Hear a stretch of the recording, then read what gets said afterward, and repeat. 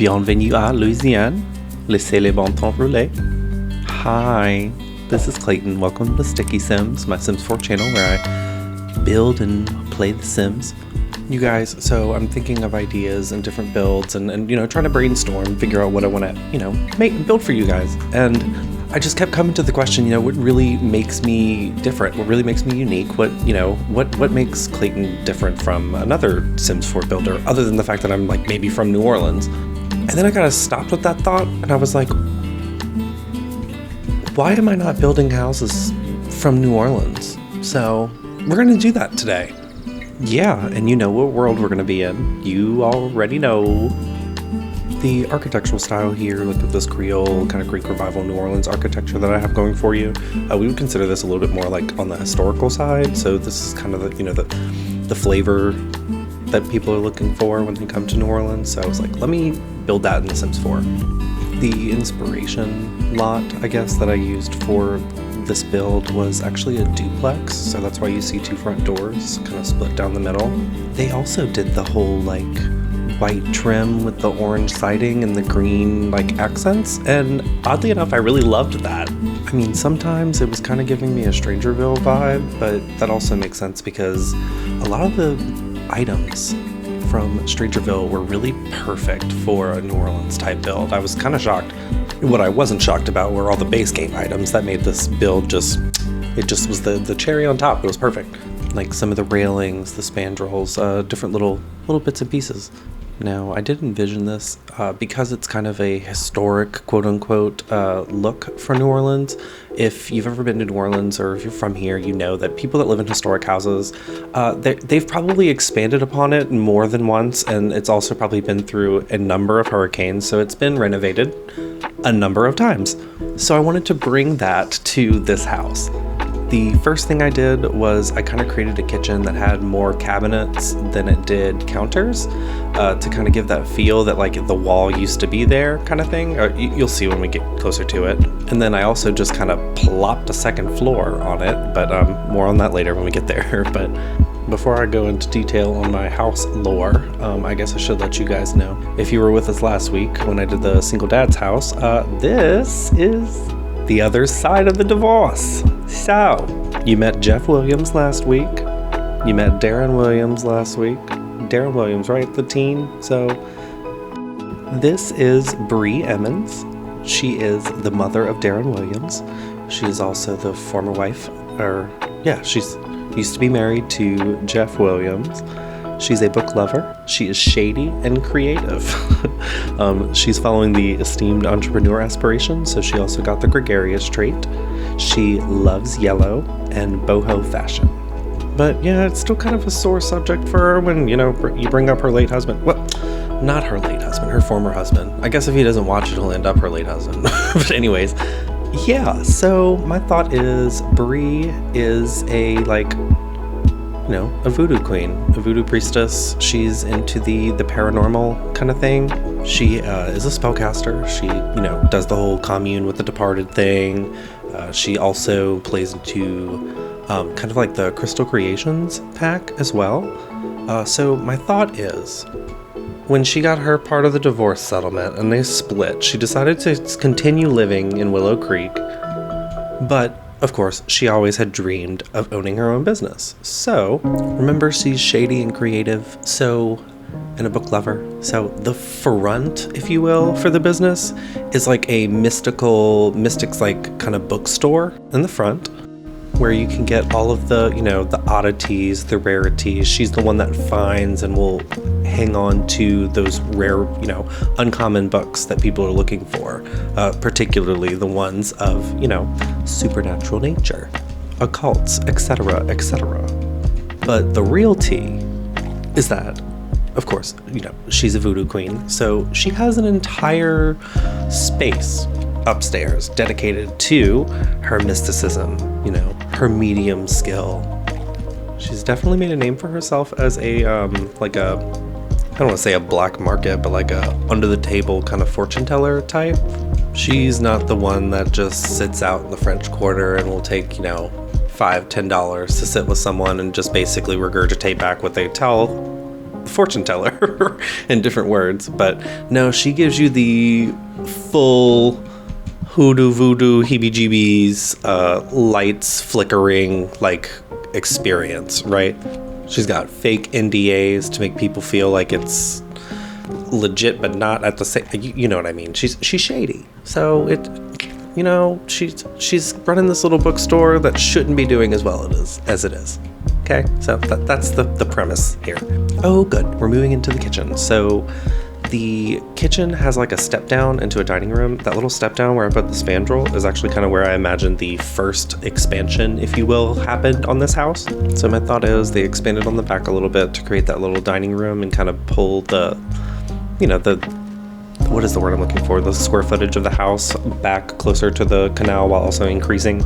But in this first expansion, they also decided to convert this like historic duplex looking building into just a single home type situation.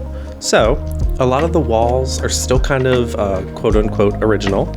If you've ever looked into or built a shotgun style home, then you know that it's pretty much just a rectangle. It's got like 2 or 3 rooms that are in a line, and like that's how you have to navigate the house, is through each other's rooms, right?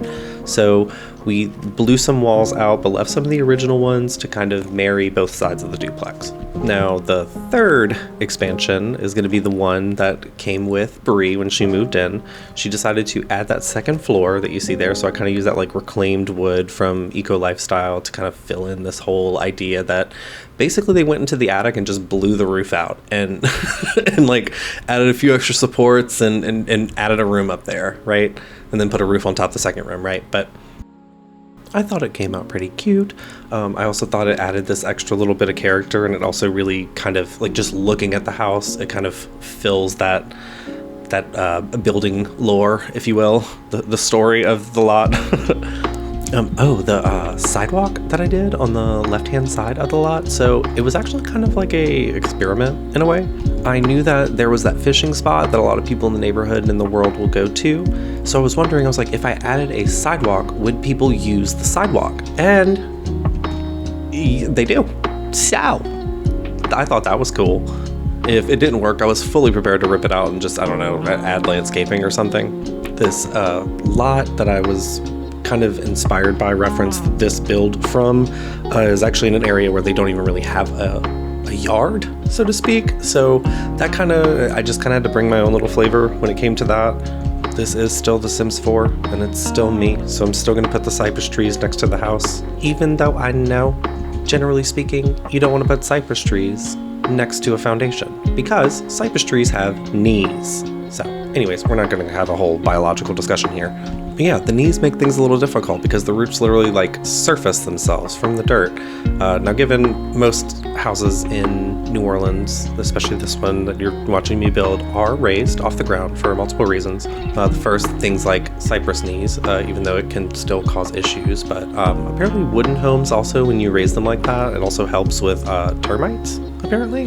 So, I don't know. Try to remember little bits and pieces like that. I also thought that this little strip of grass that went along the side of the house by the sidewalk, I figured it would fit this whole idea of it being like a little neglected patch, like running next to the sidewalk. But because it's a high traffic area, it doesn't necessarily get that tall, if that makes sense. I don't know if I'm making sense. But yeah, so then I added a little like back patio, a little deck to expand upon. I figured we could add, like a grill out there, a couple of chairs to sit, maybe a little outside patio table, just some cute little place, for 2 to go sit and just enjoy the evening as the canal, right there by the water.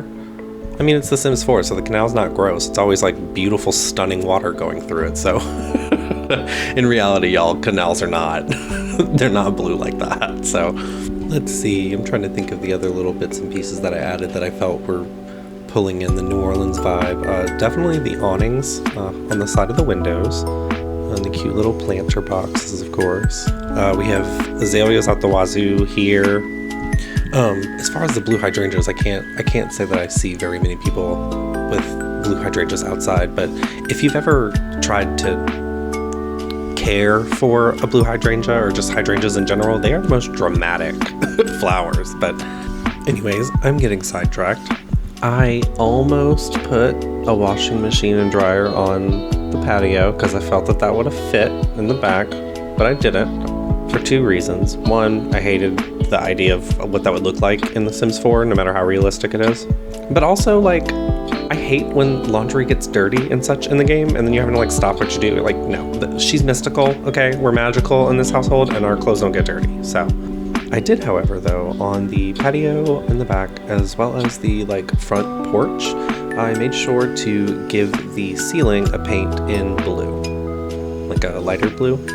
New Orleans is in a subtropical climate, right? So what that means for us is whenever it's, warmer and above, as far as temperature is concerned, we are all getting eaten alive by mosquitoes. And apparently, painting the porch ceiling like that, a blue color, helps with bugs. So I added, the blue and then through a ceiling fan because, it's hot as ball sack, so we need moving air. And I know you're probably chuckling that I said hot as ball sack, but like literally. Anyways, there's my bees. I figured, we need flowers, of course, right? I talked about flowers earlier, but I also figured, she's into that, fancy flower as well. So we put a swing set in the back for when her cousins and their kids come over. I end up adding a few extra places to sit in the backyard that's kind of hidden from the front. So, when the fam comes over, when your friends and your cousins and everybody come over, we can sit someplace and not be seen if we want to have a drink or a smoke or, I don't know, just don't want to be bothered by anybody. Yes, here we go. Add in a few extra lights. Thought that made a nice little cute touch. Gave it New Orleans vibes. Y'all know me, I have to light up the lot because my Sims are not allowed to sleep. I did sit for a minute and think about possibly adding like a frieze or some type of external trim, but honestly, like these historical type houses in New Orleans, they don't have those types of trim on them. Nowadays they might have like a gutter, but we don't have gutters in The Sims 4, I don't think. No, we just have roof trims. So I did add a couple of pipes on the outside to try to like give me this illusion that there were gutters, but anyways. Yes, here we are, moving inside. So because it's a bookstore, of course, there's going to have to be bookshelves, right? And bookshelves are typically kind of annoying when you are trying to play using a build. And I don't know about you, but I find that I tend to use the cutaway view.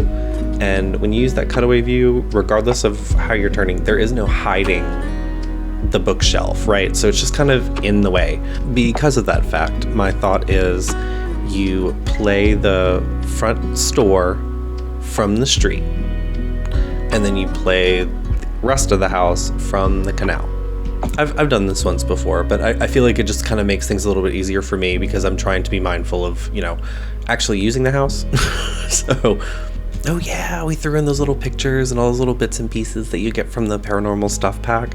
I really do love the paranormal stuff pack. I feel like it does add that extra little, just that little spice it just pulls it right all together. As far as like a New Orleans mystical type vibe. Oh my god, I'm just now realizing. You know what? He'll be fine. So if you've ever played like a haunted house residential or type things, there's this ghost Gidry, and he's awesome. I love Gidry. So I was like, oh, I didn't really put anything in here for Gidry, and then it's like, you know what? It'll be fine. It's not even really a haunted house residential. It's a small biz residential. But while I'm thinking about it, if you haven't ever played with a haunted house residential, I highly recommend it. That was a lot of fun. I haven't had that much fun playing with a different lot type in a while, with the lights going out and things breaking, and it's fun. So here I am. I'm digging into the debug items and trying to find all of the basically the spellcaster books. Really, those are the ones that I was primarily, I guess, leaning towards. And yeah, I figured I had that little step up right there before the French doors to kind of separate the small business, the bookstore part from the home. The other reason that I found is when you have customers have a tendency to just get in the way sometimes, like if you're trying to get past them and whatever, and I don't typically like to just leave a lot of empty space when I'm building, so routing issues sometimes come around. come about. So I found that if I add that little step up like that, and then I mark that area as either residential or employees only, my customers are never in my way trying to get into my house. So about halfway through the bookstore, I kind of realized, you know, should I make it a cafe? And then I was thinking more about it, and a lot of bookstores around me and a lot of bookstores that I experienced growing up, it was kind of like a implied thing, I guess. Like if you went to a bookstore, like it was understood that you would be able to get some type of cup of coffee, right? And some type of like baked good, treat. I don't know, what's the word I'm looking for? A pastry. That's the word. So you take your pastry and your coffee, and you can either sit on the little couches that I have available, or if you'd like to go talk with your friend, you can go sit outside because, you know, we're in a bookstore, right? Same usual things, right? Try to keep it quiet. Don't leave things around. Please, for the love of God, don't break anything. Don't spill anything. And don't sit there with the book for over 5 minutes. You know, this ain't the library. You buy it and you go. I'll also mention, because it was very quick, but I tested this in another one of my small home or small business type residential lots.